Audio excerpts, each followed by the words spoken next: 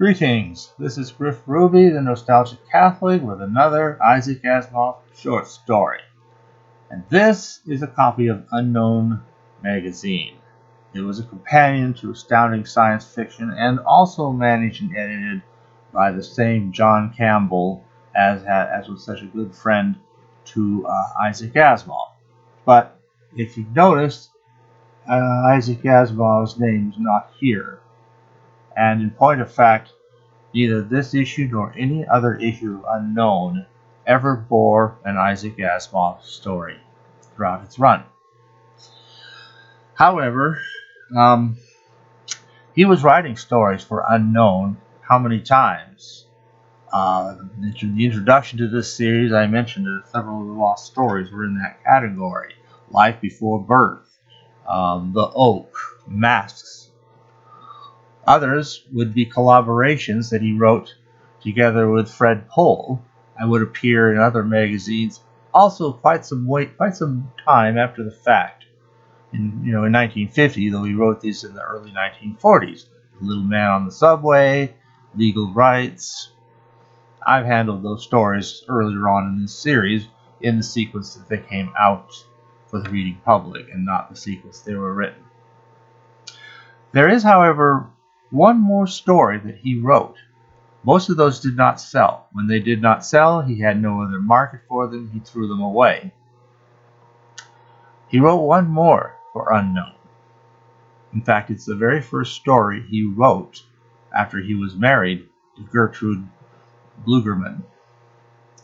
So as a newlywed, he wrote a story, and for once, and sent it off to John Campbell. He was now in Pennsylvania somewhere, I think, and couldn't come personally, as he always liked to do, so he had just mailed it in. He sent it to John Campbell, and amazingly enough, it came back with a check. And when John Campbell takes a submission, unless he needs to ask for a revision, and he usually didn't in this case, he just sends you a check. Case closed. It's sold. What more do you need to know? The check says it all. So he sent the check. So he sold the story to Unknown. It never saw print. Remember, we're talking early 1940s, maybe 1942 probably. And what happened was that we had a world war going on, and there was all kinds of things, rationing of everything from tires to gasoline to sugar to all kinds of things. And yes, this included paper. So Street and Smith Publications, who published Astounding Science Fiction and Unknown and other various magazines that had other editors and so forth, no doubt, had to cut down significantly on what it was going to publish. Something had to go. And John Campbell, much as he liked both Astounding Science Fiction and Unknown, had to make a draconian choice. Unknown would cease publication. It never resumed. And sadly, this story, though written, bought, and paid for, never saw print. Because it was meant for Unknown. It would not have fit in Astounding Science Fiction. But it would have went perfectly in Unknown. I mean, it was that market which he finally wrote a story that sold. So that would be the end of it, except for one more thing. In the early middle 1960s, somebody else was gathering together a collection of some stories from Unknown magazine. And he had asked Isaac Asimov, who was already beginning to acquire a little bit of a reputation for writing introductions to books and so forth, to write an introduction to his collection. And Asimov does so, and in that he bemoans the fact that he too had sold the story to Unknown, but sadly the story didn't appear for the reasons I've just explained. And the person said, well, you know what? I'll have another collection one of these days, and let's get your story in there. This is it. They're not numbered. The 5 here does not mean like this is the 5th. It just has 5 stories in it by 5 different authors. One of whom you'll see it mentions on the cover, the first publication anywhere of a story by Isaac Asimov. So, at least his name's on the cover. well, it came out as a paperback book, not as a magazine. So, and you can see here a little bit about all the different stories there are and who they were and so forth, in case you're curious. So, this being said, he still gets to write another little introduction here. Somebody did. No, this time he didn't write the introduction. The guy who collected it, D.R.B. Dr. R. Benson. Okay. But author comes with a nice little introductory squib. And it says Isaac Asimov. Looks like there's a footnote there, but I don't see any footnote. And let's read the blurb here. Okay, it says, those of you who read the first collection of stories from Unknown, the previous one that started this whole thing, called, with a firm grasp on reality, The Unknown, will recollect Dr. Asimov's introduction to the book. In it, after having said many nice things, all deserved, about the story, the good doctor complained that he had never had a story published in a magazine. Yet, here he is in a collection of unknown stories. How come? Well, back in 1943, 1943, not 2, still, World War II is raging, full blast. Okay, 1943, he wrote author, and submitted it to editor John W. Campbell. Trembling somewhat, Campbell bought it. Asimov was happy, an ambition fulfilled at last. Then the wartime paper shortage caught up with Street and Smith and, most specifically, with Unknown, which suspended publication, or as we would put it today, folded, before the story could be published. So here, gentle readers, is the very first, big letters, very first, appearance in any kind of print of a genuine, certified, unknown story by Isaac Asimov. And don't worry about the references to the OPA and Selective Service. Consider them as part of the historical setting, just as you would a bodkin or a furbelow in a story of an earlier time. So, Asimov himself would similarly commend him for that, and we are looking at, in fact, the very last story to make its appearance that would be ultimately collected into the Early Asimov. With this story, we will have completed all the stories that are collected into here. So, what is author? Well, obviously, being unknown instead of astounding science fiction, it is a fantasy, not science fiction. So, what happens in here? You have this guy who writes a story. That's why the name is author. The name of the story is author. Hey, author. Hey, the author, right?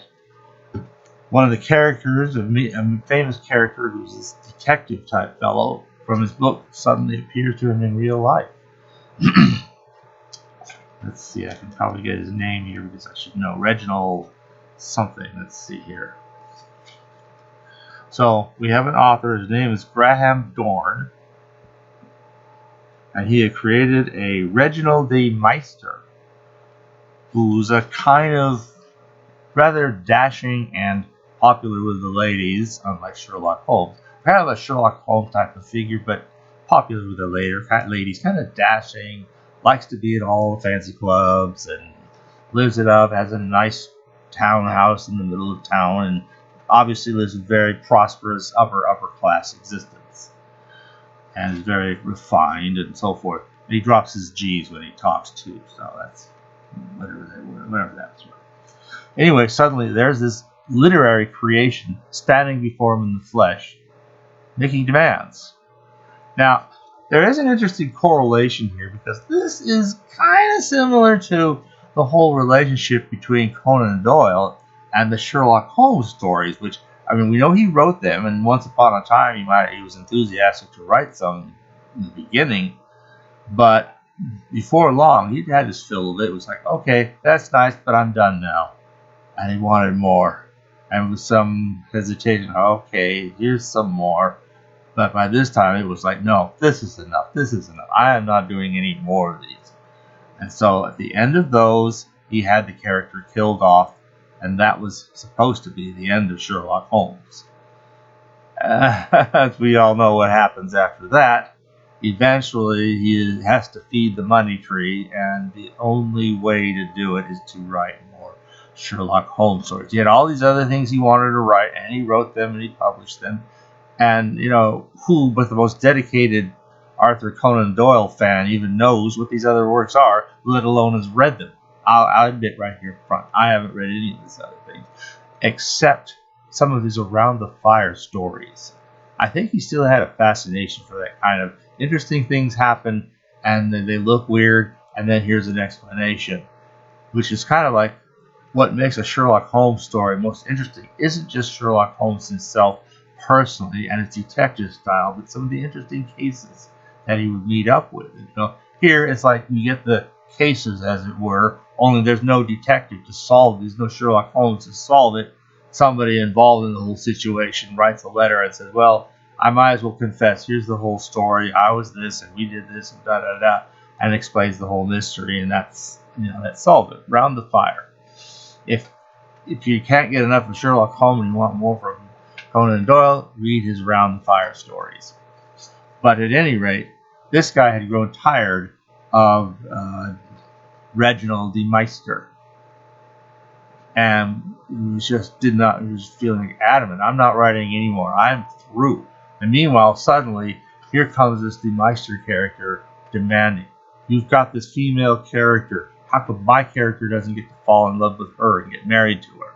And he's like, hey, you're not even going to exist anymore.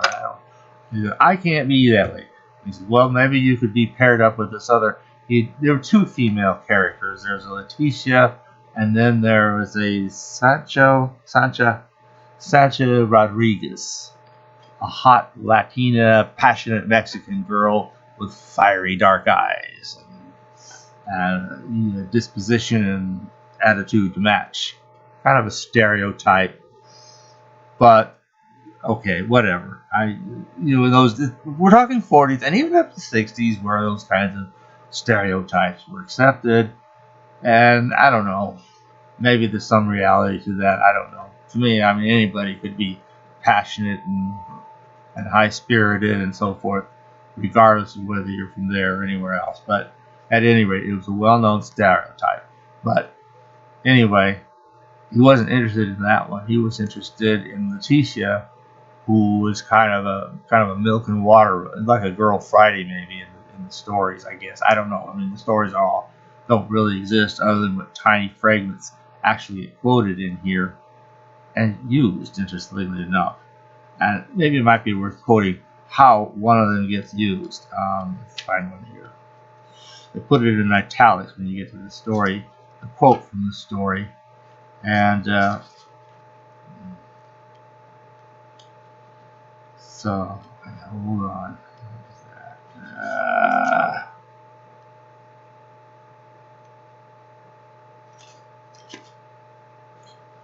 Okay, well, I'll just use this one. This isn't the one I intended, but it's okay. This is supposed to be from page 123 of The Case of the Broken Ashtray. Don't bother looking for it. De Meister wrote it. Or told it. His eyes, hitherto lazy and unattentive, hardened into twin pools of blue ice and transfixed the butler, who staggered back, a stifled cry on his lips. And then, suddenly, the character's writing down back to his own account of things.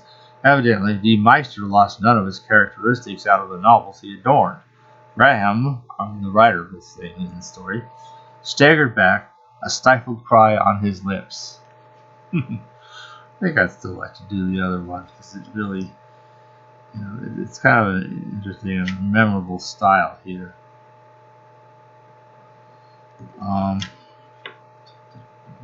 Here we go. I found it. Okay, this is supposed to be on page 103 of Murder Rides the Range. Okay. His lazy eyelids flicked down and up. He laughed lightly and melodiously, and though he said not a word, Hank Marslow cowered. There was hidden menace and hidden power in that light laugh, and somehow the burly rancher did not dare reach for his guns. And now it continues. It's just Graham giving his narrative. To Graham, it still sounded like a nasty snicker, but he cowered and did not dare reach for his guns. Not that he would have had any, but, in other words, I guess the idea is that this guy is everything he says in the novels. Okay, so that's the idea. And oh, by the way, in going from this to the early Asimov, at least the hardbook edition, apparently this was fixed in the paperback edition of the early Asimov. For some reason, inside there, Marslow Coward is what it says originally, becomes Marslow Covered. W becomes a V. Oops. Okay. One other small typo that occurs near the end. Remember I mentioned that hot, passionate Latina lady. Let's see here. Okay, you remember Sancha Rodriguez. Well, for some reason, towards the end, her name is mentioned twice. And again, in the book, but they fixed it for the paperback edition, the early Asimov. But it was okay originally and okay in the other paperback. In the hardcover early Asimov, it got changed to Sancho Rodriguez. Like it's a guy. I mean, remember, we're talking, Hispanic culture where you have a at the end for a girl and an O. The girl's Maria. Maria. Okay, right. And the guy is Mario. A guy named Mary. It doesn't make it in most cultures. But in that one it does, because you just put an O on the end instead of an A. And now that makes it a guy's name. Mario Andrade. Okay. Yeah, so, Mario Dirksen. I hope you doesn't mind me mentioning him. Tiny plug. Okay, so, and those are the only differences between the stories here. Even a footnote that the Mr. Benson put in here, gets copied faithfully into the early Asimov, and it explains the reference to, in the text, the OPA. So, and then he has the footnote explaining, the Office of Price Administration was in charge of gasoline rationing at this period. Remember the A stickers? And that's a note from D.R.B. Dr. R. Benson. Okay, so that's actually a note from the editor. That got collected into Asimov's, early Asimov as well. So, anyway, he has to come up with a clever way to stop this Reginald de Meister from basically persecuting him. And he does come up with a pretty clever way to do it. I won't spoil that.